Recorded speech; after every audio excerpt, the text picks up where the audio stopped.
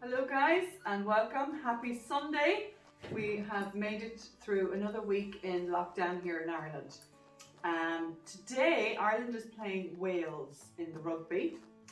You think I'm a big fan, I'm not, but other people in this house are. So I'm going to make Welsh cakes. So very, very lovely, like it's a real old-fashioned lovely tea time treat. And the kids love these and they're able to make them themselves because they're so simple. So the first thing I'm going to do, I'm going to use my mixer. If you don't have a mixer, you can totally do this by hand. So I'm going to pop my self-raising flour into my mixer. I have 250 grams of self-raising flour. I'm going to add my butter to it. And I have, I think it's 125 grams of butter. And I'm going to blend the two of these together with some caster sugar. I have 90 grams of caster sugar. And I'm going to also mix in my 1 teaspoon of baking powder and a half a teaspoon of mixed spice. And that's going to give it that lovely, just Moorish kind of flavor. So just pop that in there. I know some of you in North America have difficulty finding mixed spice. You can just use a little bit of cinnamon, a little bit of grated nutmeg in there, and it should be good. So I'm going to just blend these together until they resemble like a fine breadcrumb. If you don't have a mixer, just do this with your butter into your flour, and it's called rubbing in your butter into your flour, and then add your sugar and your spices, okay? So I'll do this and I'll be back. You see the just crumbly texture there? It's a lovely, it's changed the flour to a lovely yellow color. And to that I'm going to add my 90 grams of currants, and I have 1 egg here with 2 tablespoons of milk. And I'm just going to add that here as well. You probably should have beaten the egg, but it doesn't really matter because I'm using the mixer, so it will beat it for me. Pop this back on here and away you go. And what I'm basically doing, I'm not over beating it at this stage. I just want to combine all the ingredients.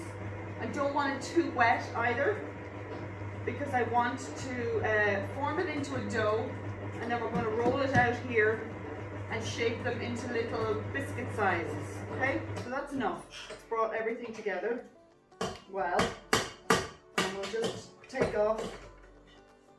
My poor mixer has seen better days. It's one of those ones that I've had since I moved into this house. So that's about 16 years ago now. So it's done me very, very well. If you don't have a mixer, and sometime you're wondering what you could get for Christmas or for your birthday, I think this is a great present. Now, the next thing I'm going to do is flour my surface here. A little bit of flour. I tend to always use the same flour that I've used in whatever I'm making. So because I've used self-raising flour in this, I just try and stick with the self-raising flour then to roll things out, if that makes sense. Just roll up the sleeves, make sure your hands are nice and clean, and get stuck in. And the heat of your hands is what's going to bring all this together, because you're looking at that and you think, oh my gosh, it's so crumbly. How will that ever come together as a dough? Well, the heat of your hands is what's going to bring it all together really nicely. Maybe lay off on putting too much flour out until you make sure that you have enough moisture in there to bring your dough together. See how now it's starting to just really stick together and sticking onto the surface? Then I know it's good. I should really have tied my hair up. Anyway, the hair is getting very long and we've no hairdressers to go to, so we just have to make do.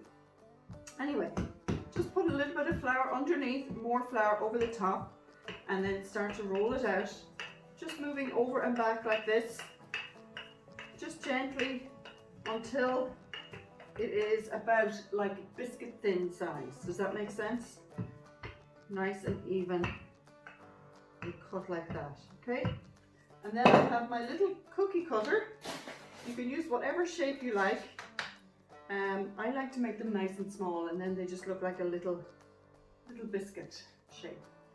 So you keep going like that until you have all your biscuits cut out, and then you just grab all your pieces that you have left over and start again, roll them all back up again, and form a ball of dough, and then roll out again, and just keep going like that until you've used all the discards like that. Now I will just move my camera over here to my cooker so I can show you what I'm going to do next.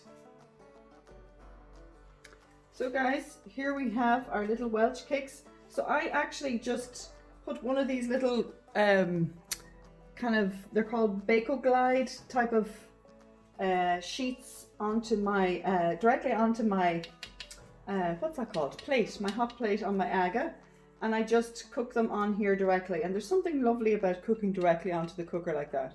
If you don't have a cooker like this, you can just fry them off in a dry pan. You don't need to add anything to your pan. Just heat your pan up dry and fry them off like that. Look how lovely, crispy and golden they're getting. And you want to make sure that your biscuit is nice and thin when you've rolled it out, or otherwise it'll, you know, it'll burn before it cooks through on the inside. So what I have over here then is my plate of caster sugar, and while they're still hot, just sprinkle them over with caster sugar like that. And then you have your lovely little biscuit, just like that. So you just keep going until you have all your little biscuits fried off in and covered in a nice little bit of caster sugar. So here we go, guys. What do you think? There's a heap of them there, isn't there? So they're really nice. They've a nice kind of soft texture in the inside, but nice and crispy on the outside with a lovely little sugar coating. Lovely little Sunday treat. I never know where to look because in the camera here. So if you get a chance, make these lovely little Sunday treats to watch the rugby match. God bless everybody. See you soon.